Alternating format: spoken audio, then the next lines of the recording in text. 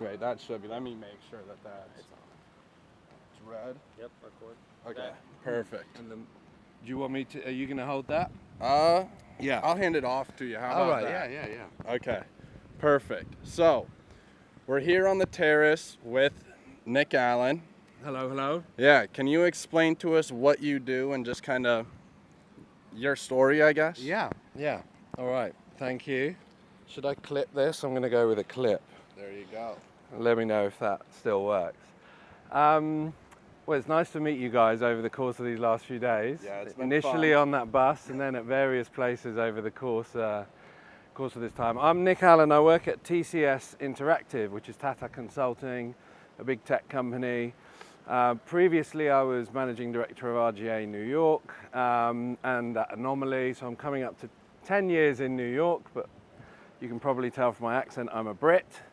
And so most of my career was in London, either at Mullen Lowe, JWT, Leo Burnett, and a small agency called the Brooklyn Brothers, and I also lived in Sydney for a bit. So I kind of worked all over the globe. And the reason why, well, I'll get into that in a minute, but I've come up through creative agencies and then jumped over to the tech sector. But I wanted to start, if you don't mind, when you said, say a few words, I thought, well, look, I'll break it into 3 chunks. Yeah. The first is more kind of philosophical and, beyond just sort of advertising, marketing, creativity. The second is like macro trends. Okay. And then the third is like some of the work that I get really excited by. Okay. So perfect. the first one is like, I always think one of the things that has held me in good stead as I've gone through my career is some key principles. I think like having real belief in your own ability and what you bring to the table, and having like real courage and ambition is like a real key first principle. Really understand your belief and what you bring to the table. The second part is like collaboration and partnership, and that actually is also a function of knowing what you bring, but then equally, it takes a village, especially in today's day and age. Like who do you need to surround yourself with? What partners do you need to work with? How do you collaborate to really, bring your vision or collective vision to life? So I think, that first one is about independence and belief, self-belief and courage. Second one is about collaboration and partnership and interdependence. The third really key thing that I've always lived by is start with the end in mind. Like be really strategic, because it's really easy to go through and go this way and that way if you don't have a really clear picture, a really clear vision, not only from a career perspective where you want to get to, but the work that you want to do, the things that you want to do. Like have that strategic focus, and then everything is like steps on the way. So even if you get deviated, or you can always pull yourself back to that higher level kind of mission, vision, North Star strategy. And then the fourth thing, what is it? It's embrace change. Like embrace everything, because nothing stands still. If you're standing still, then you're already behind. So yes, now everyone's talking about technology. Yeah, you've got to embrace AI and embrace all the rest of it, but it's more higher order philosophy than that, just to embrace change and stay curious and be always thinking and learning, and that lifelong kind of passion to always stay, ahead of the curve and learning and that sort of thing. So they're like 4 principles that sort of I've always had as part of my career. And actually, if any of you guys or your class are interested, there's a book, Stephen Covey's 7 Habits, that my dad gave me when I was young. I really liked it. These 4 principles kind of come off that, and I've often given them to my teams when I've had a big team, or give them to new starters. So I just think having those kind of principles are always going to hold you in good stead, regardless of anything else. Yeah. So that's like the first, tranche of things that I just wanted to say.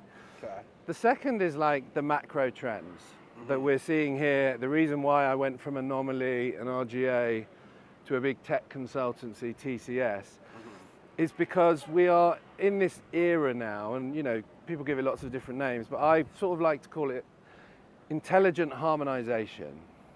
But it's about a convergence. and you've got all the different disciplines. You see it in the lions. You see it when you look at an organization and how it's structured into towers. You've got creative, you've got design, you've got technology, you've got experience, you've got creators, you've got all these different elements, and they're all becoming increasingly fragmented. Like you heard in that one today that we were at with the Unilever lady, it's now many to many. Yeah. It's not an ad or a piece, some work that you create and then you put it on a few channels, print, TV, outdoor. It's like you might have hundreds or even thousands of creators, you might have hundreds or thousands of different variants or versions of ads that you've created. And then you, hopefully that's still picking up, and then you have all these different consumers, and we talk about, being able to have that personalized relationship with consumers. So I think not all work should be personalized. And Nick Law talked about this yesterday in his talk, but it's like you've got community, you've got stories that should be at a higher level. When people watch a film, they don't want to be in the film, but there's things that talk to people. There are universals, there are things that get people going. So you want this intelligent system, this intelligent harmonization to be able to look at what work needs to be more at a community level, and is telling stories, and then what work at the when it's personal service, where are you at on that consumer journey? Are you about to book your holiday? Are you on your way to the airport? Are you in a cab? Do you need to change your seat? Are you about to go to the lounge? When you get on the flight, if you support the Knicks or Liverpool or whatever, and you can see live sport now on these planes, it's like they know you. You're a loyalty member, so it's like, hey Nick, Liverpool are on. Flip over to the channel. When I go to the lounge, it's like, hey Nick, we know you love a beer. Here's your favourite beer, or here's your favourite gin and tonic, whatever. When you land, it pings you, hey, do you want us to book your Uber? Your bags are coming out, we'll book your Uber, it'll be ready in 4 minutes. Do you want us to let the Hilton know that you're about to arrive? That level of personalization across a customer journey is only possible through a highly intelligent automated system. But that doesn't mean you don't need big creative ideas across the top. So it's a marriage of those things. So that's my sort of second tranche, which is like the big macro themes and trends. Yeah. And then the third tranche, which is like work that I, get really excited about, and we're seeing a lot of it here. That is born out of true human insights, real deep customer insights that really are the differential. Because that second tranche I was talking about, all companies will be chasing their version of that intelligent automated system. Some will be further along on the maturity curve than others, and they may create some differentials because they're a bit further ahead than a competitor. But really everyone's gonna have that intelligence. In 10 years, I would imagine all airlines, all hotel groups, all retailers will have some degree of very personalized customer experience.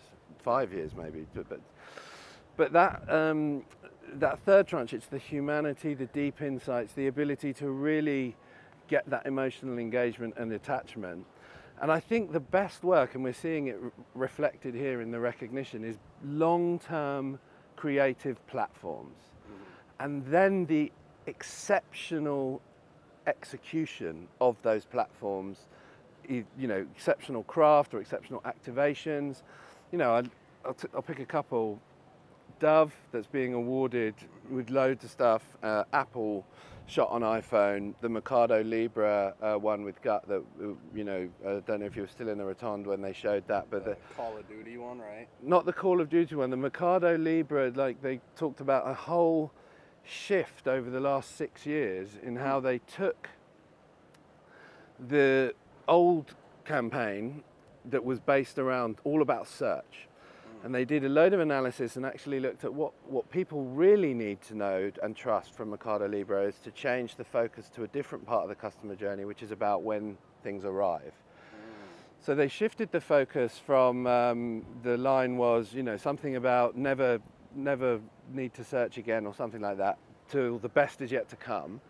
And then they activate off that platform over the last 6 years in loads of different ways, and their sponsorship properties and their sort of commerce tactical activations that they've won a Grand Prix for. I think it's like a Hunt the Handshake that did a brilliant campaign.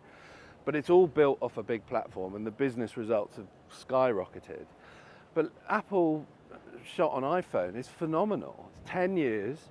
It's an incredible product ad that never shows the product. It's all about the technology, but it's deeply rooted in human emotions and films, and it's totally global and completely local because they've shot incredible work in Japan, in China, in the States, all over. And then you get the outdoor, which is truly iconic and brilliant, and all of the UGC, So they've created a whole ecosystem of one platform. It's a global platform, but then it can be highly contextual and local and topical. And then the other couple that I wanted to talk about, the Dove, absolutely incredible. 20 years, and it came off the insight when they interviewed a group of women and girls, only 2% felt that they were beautiful. And so they recognized that there was this huge issue of self-esteem amongst young women and girls, and created an entire platform based around, obviously, the campaign for real beauty, but really based on, how do you help drive more confidence and help these women and young women and girls with their self-esteem. That is so powerful as a platform, but they've kept it for 20 years. It was a bar of soap when they started. It's now a $7.5 billion brand for Unilever, lots of sectors, lots of products, one of the 10 biggest brands in the world. And it's built off this platform, but it's the execution as they've gone through. So back in the early days, you may or may not have seen them, the evolution ads about the photoshopping and the reverse selfie. Yeah. And all these things, and then one of the most powerful things I've ever seen is the sketches with the FBI artist, which is just one of the most incredible executions of a platform ever. And then more recently, they've now done this AI kind of thing that they just got a Grand Prix for with Pinterest, and they're trying to make sure that the AI learns about real beauty and real women, not just completely fictitious, what's in the internet full of bias. And they've made that open source and said, everybody use this. We're not going to keep this, but we've done it, and now there's a playbook. Everybody, please help teach the AI that we're not, all women aren't, false, a false sort of manifestation. Yeah, because it really impacts the confidence and self-esteem of real people. So, I mean, the other one that I'll just mention, it's only at the start of its journey, but Rocket, that recent work that Jonathan Mildenhall, the CMO of Rocket, has done, which is all around own the dream and really trying to, bring some more positivity to the American dream of home ownership, which is harder than ever. And they did that great activation around the Super Bowl. So they had the ad and then everyone in the stadium was singing. So linked to cultural tentpole moments. But he's gone in, he's done a whole refresh of the design system. He's made the whole brand more modern and approachable. It's plays through every channel. But what's also really interesting is that the CEO, Rocket, as a group of companies, have made investments in other companies to the tune of $10 billion. I mean, we're talking about enormous investments in other companies to deliver on this kind of new platform, this home ownership platform, and they're helping people to realize the American dream, which has totally disrupted and redefined the category of mortgages, because normally that's just really boring. Yeah. And they've redefined it. So I will say one last thing, which is you can have brilliant creativity without 10-year platforms. Don't get me wrong. I don't want, it's not everything has to be like a platform that's lasted a decade. Incredible creativity exists in more tactical ways. One of my favorite films of all time, Sony Balls. Just amazing. That was pretty much a one-off. It was off a platform called Color Like No Other for a TV, but it wasn't a long-term platform. It was a tactical ad, but it was incredible. And then one of my favorite things I've ever seen last year, the Grand Prix for Design, it was a Peruvian cement manufacturer. I don't know if you saw this. They basically created in one little borough of Lima, That's a cement manufacturer, so they created something called sign walks, and it's for blind people. When you're walking along, the blind people, they have their sticks, right?